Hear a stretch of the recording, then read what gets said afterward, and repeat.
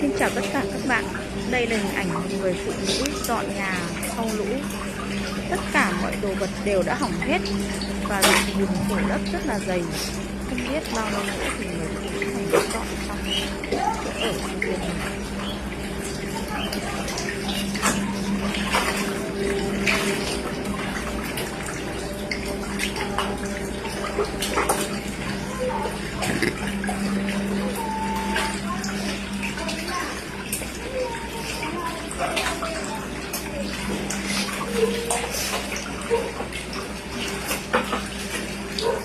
Thôi để à đây đi, đâu đi.